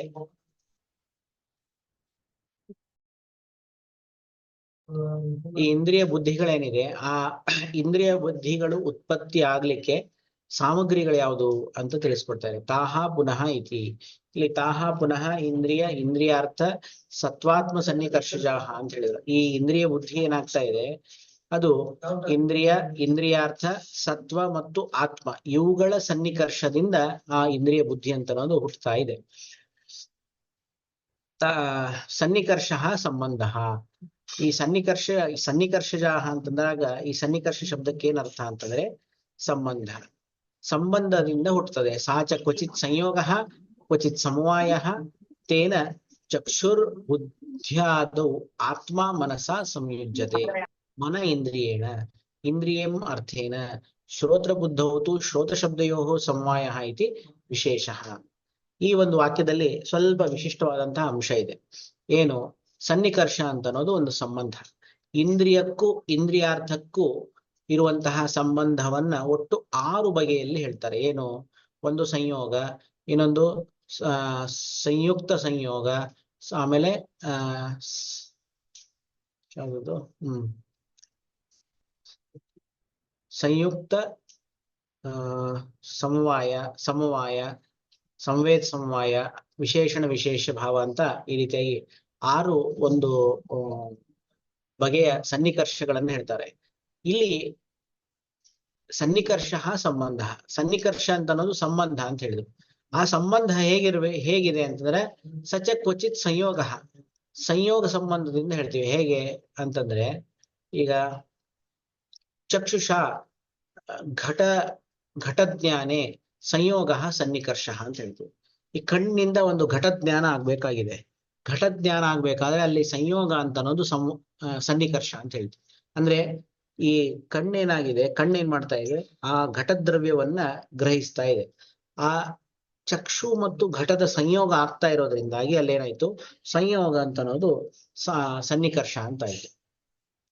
ಕ್ವಚಿತ್ ಸಮವಾಯ, ಏನು ಸಮವಾಯ ಸಂಬಂಧ ಏನ್ ಮಾಡ್ತೀವಿ ನಾವು ಎಷ್ಟೋ ಸತಿ, ಈ ಸಮವಾಯ ಸಂಬಂಧ ಇಲ್ಲಿ ಸನ್ನಿಕರ್ಷ ಅಂತ ಹೇಳಿದ್ರಲ್ಲ, ಆ ಸನ್ನಿಕರ್ಷ ಅಂತಂದ್ರೆ ಯಾವುದು? ಸಮವಾಯ ಸನ್ನಿಕರ್ಷದಿಂದ ಅರ್ಥಗಳನ್ನ ಗ್ರಹಣ ಮಾಡ್ತೀವಿ. ಅದಕ್ಕೆ ಉದಾಹರಣೆ ಯಾವುದು ಅಂತಂದ್ರೆ, ಈ ಶ್ರೋತ್ರೇಂದ್ರಿಯ ಅನ್ನೋದು ಸಮವಾಯ ಸನ್ನಿಕರ್ಷದಿಂದ ಗ್ರಹಣ ಮಾಡತಕ್ಕಂತಹ ಇಂದ್ರಿಯ. ಯಾಕೆ ಅಂತಂದ್ರೆ, ಈಗ ಶ್ರೋತ್ರದಿಂದ ಗ್ರಾಹ್ಯವಾದಂತಹ ವಿಷಯ ಯಾವುದು ಅಂತಂದ್ರೆ ಶಬ್ದ. ಈ ಶಬ್ದ ಹೇಗಿದೆ ಅಂತಂದ್ರೆ, ಇದು ಆಕಾಶದಲ್ಲಿ ಸಮವೇತವಾಗಿದೆ ಶಬ್ದ. ಯಾಕೆ? ಆಕಾಶದ ವಿಶಿಷ್ಟವಾದಂತಹ ಗುಣ ಯಾವುದು ಅಂದ್ರೆ ಶಬ್ದ ಅಂತ ಹೇಳ್ತೀವಿ. ಆಯ್ತಾ? ಸೊ ಆ ಆಕಾಶ ಏನಾಗಿದೆ, ಈ ಶಬ್ದದೊಂದಿಗೆ ಸಮವಾಯ ಸಂಬಂಧ ಇದೆ. ಯಾವುದು ಸಮವಾಯ ಸಂಬಂಧ ಇದೆಯಲ್ಲ, ಅದು ಈಗ ಕಿವಿ ಇದೆ. ನಮ್ಮ ಕಿವಿ ಏನಾಗಿದೆ, ಕರ್ಣ ವಿವರ ವೃತ್ತಿ ಆಕಾಶಸ್ಯ ಶ್ರೋತ್ರತ್ವ. ಶ್ರೋತ್ರೇಂದ್ರಿಯ ಯಾವುದು ಕಿವಿಯಲ್ಲಿ ಅಂತಂದ್ರೆ ಕರ್ಣ ವಿವರ ವೃತ್ತಿ ಆಕಾಶ. ಈ ಕರ್ಣದ ವಿವರ ಅಂದ್ರೆ ಈ ರಂಧ್ರ ಏನಿದೆ, ಕಿವಿಯಲ್ಲಿ ಇರ್ತಕ್ಕಂತಹ ರಂಧ್ರ ಏನಿದೆ, ಆ ರಂಧ್ರದಲ್ಲಿ ಇರ್ತಕ್ಕಂತಹ ಅವಕಾಶ ಏನಿದೆ, ಅದನ್ನ ನಾವೇನಂತ ಕರಿತೀವಿ? ಶ್ರೋತ್ರೇಂದ್ರಿಯ ಅಂತ ಕರಿತೀವಿ. ಇನ್ನ ಶ್ರೋತ್ರ ಏನಾಗಿದೆ, ಶ್ರೋತ್ರ ಅಲ್ಲಿ ಕರ್ಣ ವಿವರ ವೃತ್ತಿ ಆಕಾಶಸ್ಯ ಶ್ರೋತ್ರತ್ವಾತ್ ಶಬ್ದ ಆಕಾಶ ಗುಣತ್ವಾತ್ ಗುಣಗುಣಿನೋಹೋ ಸಮವಾಯಾಚ ಅಂತ ಹೇಳ್ತಾರೆ. ಕರ್ಣ ವಿವರ ವೃತ್ತಿ ಆಕಾಶ ಏನಿದೆ ಅದುವೇ ಶ್ರೋತ್ರೇಂದ್ರಿಯ. ಆಕಾಶ ಮತ್ತು ಶ್ರೋತ್ರ ಹೇಗಿದೆ ಅಂತಂದ್ರೆ ಸಮವಾಯ ಸಂಬಂಧ ಇದೆ. ಇನ್ನ ಗುಣಗುಣಿನೋಹೋ ಸಮವಾಯಾಶ್ಚ, ಗುಣ ಮತ್ತು ಗುಣ ಯಾವುದು ಇಲ್ಲಿ ಅಂದ್ರೆ ಶಬ್ದ, ಗುಣಿ ಯಾವುದು ಆಕಾಶ. ಗುಣ ಮತ್ತು ಗುಣಿ ಯಾವ ಸಂಬಂಧ ಇರ್ತವೆ ಅಂತಂದ್ರೆ ಗುಣಗುಣಿನೋಹೋ ಸಮವಾಯ. ಗುಣ ಮತ್ತು ಗುಣಿ ಎರಡು ಸಮವಾಯ ಸಂಬಂಧ ಒಂದಕ್ಕೊಂದು ಸೇರ್ಕೊಂಡಿರ್ತವೆ ಅಂತ. ಸಮವಾಯ ಅಂತಂದ್ರೆ ಏನು? ಈ ನಮ್ಮ ಆಯುರ್ವೇದದಲ್ಲಿ ಹೇಳಿದ ಹಾಗೆ ಸಮವಾಯೋ ಅಪೃಥಕ್ ಭಾವೋ ಭೂಮ್ಯಾದೀನಾಂ ಗುಣೈರ್ಮತಃ ಅಂತ. ಸಮವಾಯ ಅಂದ್ರೆ ಅಪೃಥಕ್ ಭಾವ, ಯಾವುದು ಒಂದರಿಂದ ಒಂದನ್ನ ಬೇರ್ಪಡಿಸ್ಲಿಕ್ಕೆ ಆಗೋದಿಲ್ವೋ ಅಂತ ಸಂಬಂಧವನ್ನ ನಾವು ಸಮವಾಯ ಸಂಬಂಧ ಅಂತ ಹೇಳ್ತೀವಿ. ಆಯ್ತಾ? ಹಾಗಾಗಿ ಈ ಶಬ್ದದಿಂದ ಕಿವಿಯಿಂದ ಗ್ರಹಿಸಲ್ಪಟ್ಟಂತಹ ಏನೊಂದು ಶಬ್ದ ಇದೆ, ಅದು ಯಾವ ಸಂಬಂಧದಿಂದ ನಮಗೆ ಗ್ರಹಿಸಲ್ಪಡ್ತದೆ ಅಂತಂದ್ರೆ ಸಮವಾಯ ಸಂಬಂಧ ಗ್ರಹಿಸಲ್ಪಡ್ತದೆ. ಯಾಕೆಂದ್ರೆ ಆ ಕರ್ಣ ವಿವರ, ಆ ಕರ್ಣದ ರಂಧ್ರ ಏನಿದೆ, ಅಲ್ಲಿರ್ತಕ್ಕಂತಹ ರಂಧ್ರದಲ್ಲಿ ಏನೊಂದು ಆಕಾಶ ಇದೆ, ಆ ಆಕಾಶನೇ ಶ್ರೋತ್ರೇಂದ್ರಿಯ. ಆ ಶ್ರೋತ್ರೇಂದ್ರಿಯದಲ್ಲಿ ಏನಾಯ್ತು, ಈಗ ಆ ಈ ಆಕಾಶ ಇದೆ, ಆ ಆಕಾಶನೇ ಶ್ರೋತ್ರೇಂದ್ರಿಯ. ಆ ಇಂದ್ರಿಯದಲ್ಲಿ ಏನಾಗಿದೆ, ಈ ಶಬ್ದ ಅಂತ ಅನ್ನೋದಿದೆ. ಸೊ ಇಂದ್ರಿಯನೂ ಇದೆ, ಆ ಇಂದ್ರಿಯಕ್ಕೆ ಸಂಬಂಧಪಟ್ಟಂತಹ ವಿಷಯನೂ ಇದೆ. ಹಾಗಾಗಿ ಎರಡು ಯಾವ ಸಂಬಂಧ ಏನಿದೆ ಅಂತಂದ್ರೆ ಗುಣಗುಣಿನೋ ಸಮವಾಯಚ್ಚ, ಅಂದ್ರೆ ಎರಡು ಗುಣ ಮತ್ತು ಗುಣಿ ಇರೋದ್ರಿಂದಾಗಿ ಅವು ಸಮವಾಯ ಸಂಬಂಧ ಏನಿದೆ. ಹಾಗಾಗಿ ಶ್ರೋತ್ರದಿಂದ ಗ್ರಹಿಸಲ್ಪಡತಕ್ಕಂತಹ ಏನೊಂದು ಶಬ್ದ ಇದೆ, ಅದು ಸಮವಾಯ ಸಂಬಂಧ ನಮಗೆ ಗ್ರಹಿಸಲ್ಪಡುತ್ತೆ ಅಂತ ತಿಳಿಸ್ಕೊಟ್ರು. ಅಂದ್ರೆ ಸಚ ಕ್ವಚಿತ್ ಸಂಯೋಗ, ಈ ಸನ್ನಿಕರ್ಷ ಅನ್ನುವಂತಹದ್ದೇನು ಅದು ಸಂಬಂಧ ಆಗಿದೆ. ಆ ಸನ್ನಿಕರ್ಷ ಯಾವುದು, ಇಂದ್ರಿಯ ಮತ್ತು ಇಂದ್ರಿಯಾರ್ಥ ಸಂಯೋಗ ಏನಿದೆ, ಅದು ಕೆಲವೊಂದು ಸತಿ ಸಂಯೋಗ ಸಂಬಂಧದಿಂದ ನಮಗೆ ತಿಳಿಯಲ್ಪಡ್ತದೆ, ಕೆಲವೊಂದು ಬಾರಿ ಸಮವಾಯ ಸಂಬಂಧದಿಂದ ತಿಳಿಯಲ್ಪಡ್ತದೆ. ತೇನ, ಇದರಿಂದ ಏನ್ ಹೇಳ್ದಂಗಾಯ್ತು ಅಂದ್ರೆ ಚಕ್ಷುರ್ಬುದ್ಧ್ಯಾದವು, ಚಕ್ಷುರ್ಬುದ್ಧ್ಯಾದಿಗಳಲ್ಲಿ ಅಂದ್ರೆ ಚಕ್ಷುವಿನಿಂದ ಉಂಟಾಗುವಂತಹ ಏನೊಂದು ಬುದ್ಧಿ ಇದೆ, ಚಕ್ಷುರಿಂದ್ರಿಯದಿಂದ ಉಂಟಾಗುವಂತಹ ಬುದ್ಧಿ ಅಲ್ಲೇನಾಗ್ತದೆ, ಬುದ್ಧಿಯಾದವು ಆತ್ಮ ಮನಸ ಸಂಯೋಜ್ಯತೆ. ಆತ್ಮ ಈ ಶರೀರದಲ್ಲಿ ಏನು ಚೈತನ್ಯ ಸ್ವರೂಪದಲ್ಲಿರ್ತಕ್ಕಂತಹ ಆತ್ಮ ಏನಿದಾನೆ, ಅವನು ಮನಸ ಸಂಯೋಜ್ಯತೆ, ಮನಸ್ಸಿನೊಂದಿಗೆ ಸಂಯೋಗವನ್ನು ಹೊಂದುತ್ತಾನೆ. ಮನಃ ಇಂದ್ರಿಯೇಣ, ಆ ಮನಸ್ಸೇನಾಗ್ತದೆ, ಇಂದ್ರಿಯದೊಂದಿಗೆ ಸಂಯೋಗವನ್ನು ಹೊಂದದೆ. ಇಂದ್ರಿಯಂ ಅರ್ಥೇನ, ಇಂದ್ರಿಯ ಯಾವುದರೊಂದಿಗೆ ಸಂಯೋಗ ಹೊಂದದೆ, ಅರ್ಥದೊಂದಿಗೆ ಸಂಯೋಗವನ್ನು ಹೊಂದುತ್ತದೆ. ಶ್ರೋತ್ರ ಬುದ್ಧೌತು ಶ್ರೋತ್ರ ಶಬ್ದಯೋ ಸಮವಾಯ ಇತಿ ವಿಶೇಷ. ಇಷ್ಟೊತ್ತು ನಾನು ವಿವರಣೆ ಮಾಡಿದೆ. ಅದು ಇಂದ್ರಿಯಾರ್ಥದೊಂದಿಗೆ ಸಂಯೋಗ ಹೊಂದುತ್ತದೆ. ಶ್ರೋತ್ರ ಬುದ್ಧಿಯಲ್ಲಿ, ಬೇರೆ ಇಂದ್ರಿಯಗಳ ಬುದ್ಧಿಯಲ್ಲಿ ಏನಾಗಿದೆ, ಇದೆ ಯಾವುದು ಸಂಯೋಗ ಸಂಬಂಧದಿಂದಲೇನೆ ನಾವು ಆ ಬೇರೆ ಇಂದ್ರಿಯಗಳಿಂದ ಇಂದ್ರಿಯಾರ್ಥಗಳನ್ನ ನಾವು ಗ್ರಹಣ ಮಾಡ್ತೀವಿ. ಆದ್ರೆ ಶ್ರೋತ್ರೇಂದ್ರಿಯದಿಂದ ನಾವು ಶಬ್ದ ಗ್ರಹಣ ಏನ್ ಮಾಡ್ತೀವೋ ಅದು ಮಾತ್ರ ಸಮವಾಯ ಸಂಬಂಧ ಮಾಡ್ತೀವಿ. ಶ್ರೋತ್ರ ಬುದ್ಧೌತು ಶ್ರೋತ್ರ ಶಬ್ದಯೋಹೋ, ಶ್ರೋತ್ರ ಮತ್ತು ಶಬ್ದ ಈ ಎರಡರಲ್ಲಿ ಸಮವಾಯ ಇದು ವಿಶೇಷ, ಸಮವಾಯ ಸಂಬಂಧ ಇರುತ್ತೆ, ಅಥವಾ ಅವುಗಳ ಸನ್ನಿಕರ್ಷ ಯಾವುದು ಅಂದ್ರೆ ಸಮವಾಯ ಸನ್ನಿಕರ್ಷ ಇರುತ್ತೆ. ಇದು ವಿಶಿಷ್ಟವಾದಂತಹದ್ದು ಅಂತ ಇಲ್ಲಿ ನಮಗೆ ಚಕ್ರಪಾಣಿ ತಿಳಿಸ್ಕೊಡ್ತಾ ಇದ್ದಾರೆ. ಕ್ಷಣಿಕಾಹ ಇತಿ ಆಶುತರ ವಿನಾಶಿನ್ಯ. ಕ್ಷಣಿಕ ಅನ್ನುವಂತಹ ಶಬ್ದದಿಂದ ನಾವೇನ್ ಅರ್ಥ ಮಾಡ್ಕೋಬೇಕು ಅಂದ್ರೆ ಆಶುತರ ವಿನಾಶಿನ್ಯ, ಬೇಗನೆ ನಾಶ ಹೊಂದುವಂತಹದ್ದು ಅಂತ. ಬೇಗನೆ ನಾಶ ಹೊಂದುವಂತಹದ್ದು ಅಂದ್ರೆ ಈಗ ನಿಮಗೆ ಯಾವುದೋ ಒಂದು ವಿಷಯದ ಜ್ಞಾನ ಆಯ್ತು, ಅದು ಎಷ್ಟೊತ್ತಿನವರೆಗೂ ಇರುತ್ತೆ ಅಂದ್ರೆ ತುಂಬಾ ಕಡಿಮೆ ಅವಧಿಯವರೆಗೆ ನಮಗೆ ಅದರ ಜ್ಞಾನ ಆಗ್ತದೆ. ಅದಾದ್ಮೇಲೆ ಅದು ಜ್ಞಾನ ಹೊರಟು ಹೋಗ್ತದೆ. ನತು ಬೌದ್ಧ ಸಿದ್ಧಾಂತವದ ಏಕಕ್ಷಣ ಅವಸ್ಥಾಯಿನ್ಯ. ಇಲ್ಲಿ ಒಂದು ಮತವನ್ನ ನಿರಾಕರಣ ಮಾಡುವಂತಹ ವಿಷಯವನ್ನ ಇಲ್ಲಿ ತಿಳಿಸ್ಕೊಡ್ತಾ ಇದ್ದಾನೆ ಯಾರು, ಚಕ್ರಪಾಣಿ. ಏನಂತ, ಬೌದ್ಧ ಸಿದ್ಧಾಂತ ಇದೆ. ಆ ಬೌದ್ಧರ ಮತದಲ್ಲಿ ಏನು ಅಂತಂದ್ರೆ ಸರ್ವಂ ಕ್ಷಣಿಕಂ ಅಂತ, ಅವ್ರದ್ದು ಕ್ಷಣಭಂಗುರವಾದ ಅಂತ ಕರೆಯಲ್ಪಡ್ತದೆ. ಎಲ್ಲೇ ಬೌದ್ಧ ಸಿದ್ಧಾಂತದಲ್ಲಿ ಕ್ಷಣಭಂಗುರವಾದ ಅಂತ. ಹೇಗೆ ಈ ಸಮುದ್ರದಲ್ಲಿ ಅಲೆಗಳು ಸತತವಾಗಿ ಬರ್ತಾ ಇರ್ತವೆ. ಒಂದು ಅಲೆ ಎಷ್ಟೊತ್ತಿರುತ್ತೆ, ಒಂದು ಕ್ಷಣದಲ್ಲಿ ಇರುತ್ತೆ, ಆಮೇಲೆ ಅದು ನಾಶ ಆಗೋಗ್ಬಿಡುತ್ತೆ. ಮತ್ತೊಂದು ಅಲೆ ಬರುತ್ತೆ, ಅದು ಒಂದು ಕ್ಷಣ ಇರುತ್ತೆ, ಅದು ನಾಶ ಆಗೋಗುತ್ತೆ. ಹಂಗೆ ಪ್ರತಿಯೊಂದು ವಸ್ತುವು ಕೂಡ ಈ ಸೃಷ್ಟಿಯಲ್ಲಿ ಕ್ಷಣಿಕವಾಗಿರ್ತದೆ ಅನ್ನೋದು ಬೌದ್ಧರ ಒಂದು ಸಿದ್ಧಾಂತ. ಇಲ್ಲಿ ಒಂದು ಕ್ಷಣದಲ್ಲಿ ನಾಶ ಆಗಿ ಹೋಗ್ತದೆ ಅಂತ ಹೇಳಿದಾಗ ಇಲ್ಲಿ ಹೇಳಿರ್ತಕ್ಕಂತಹ ಕ್ಷಣಿಕ ಅನ್ನುವಂತಹ ಶಬ್ದಕ್ಕೂ ಬೌದ್ಧರ ಒಂದು ಕ್ಷಣಿಕಕ್ಕೂ ಏನಾದ್ರೂ ಸಾಮ್ಯ ಇದೆಯಾ ಅಂತಂದ್ರೆ ಅದು ಬೌದ್ಧರು ಹೇಳ್ತಕ್ಕಂತಹ ಏನೊಂದು ಯಾವ್ದು ಕ್ಷಣಭಂಗುರವಾದ ಇದೆಯಲ್ಲ, ಆ ಒಂದು ಸಿದ್ಧಾಂತಕ್ಕೆ ಅನುಗುಣವಾದಂತಹ ಕ್ಷಣಿಕತೆ ಇಲ್ಲಿ ನಾವು ಹೇಳ್ತಾ ಇಲ್ಲ. ಕಿಂತು ಆಶುತರ ವಿನಾಶಿನ್ಯ, ಬೇಗನೆ ಹೊರಟು ಹೋಗುವಂತಹದ್ದು ಅಂತ. ಅಂದ್ರೆ ಅದು ಒಂದು ಕ್ಷಣದಲ್ಲಿ ನಾಶ ಆಗಿ ಹೋಗ್ತದೆ ಅಂತ ಹೇಳ್ತಿಲ್ಲ, ಬಟ್ ಒಂದು ಬೇಗನೆ ಅದು ಅಂದ್ರೆ ಎಷ್ಟೋ ಸತಿ ಅದು ಒಂದು ಕ್ಷಣಕ್ಕಿಂತ ಜಾಸ್ತಿ ಆಗಿರ್ಬೋದು, ಎಷ್ಟೋ ಸತಿ ಒಂದು ಕ್ಷಣಕ್ಕಿಂತ ಕಮ್ಮಿನೂ ಆಗಿರ್ಬೋದು, ಒಂದು ಕ್ಷಣನೂ ಆಗಿರ್ಬೋದು. ಬೇಗನೆ ಆ ಒಂದು ವಿಷಯದ ಜ್ಞಾನ ನಮಗೆ ಮುಗಿದು ಹೋಗ್ತದೆ ಅಂತ. ಇನ್ನ ನಿಶ್ಚಯಾತ್ಮಿಕ ವಸ್ತು ಸ್ವರೂಪ ಪರಿಚ್ಛೇದಾತ್ಮಿಕ. ನಿಶ್ಚಯಾತ್ಮಿಕ ಅಂತಂದ್ರೆ ಏನು, ಒಂದು ವಸ್ತುವಿನ ಸ್ವರೂಪವನ್ನ ತಿಳಿಸ್ಕೊಡುವಂತಹದ್ದು, ವಸ್ತು ಸ್ವರೂಪವನ್ನ ನಮಗೆ ಸರಿಯಾಗಿ ಸ್ಪಷ್ಟವಾಗಿ ತಿಳಿಸ್ಕೊಡುವಂತಹದ್ದನ್ನ ನಿಶ್ಚಯಾತ್ಮಿಕ ಅಂತ ತಿಳಿತೀವಿ. ಇನ್ನ ಕ್ಷಣಿಕತ್ವೇ ವಸ್ತು ಪರಿಚ್ಛೇದಕತ್ವಂ ಪ್ರದೀಪ ಅರ್ಚಿ ಜ್ವಲನ ವದ್ ಬುದ್ಧಿ ನಾಂ ಅವಿರುದ್ಧಂ ಇತ್ಯರ್ಥಃ. ಈ ಒಂದು ವಿಷಯವನ್ನ ಮತ್ತೆ ನಾವು ಮುಂದಿನ ಒಂದು ಚರಕ ಪಠಣದಲ್ಲಿ ತಿಳಿಯೋಣ.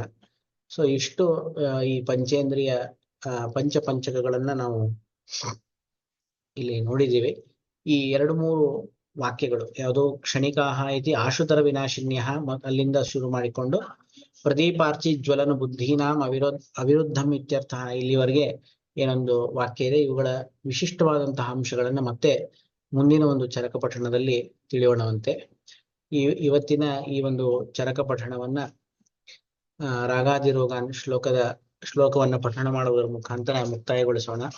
ರಾಗಾದಿರೋಗಾನ್ ಸತತಾನುಶಕ್ತಾನ್ ಶೇಷಕಾಯ ಪ್ರಸೃತಾನ್ ಶೇಷಾನ್ ಔತ್ಸುಕ್ಯ ಮೋಹಾರತಿದಾನ್ ಜಘಾನ ಯೋ ಪೂರ್ವ ವೈದ್ಯಾಯ ನಮೋಸ್ತು ತಸ್ಮೈ. ನಮಸ್ಕಾರ.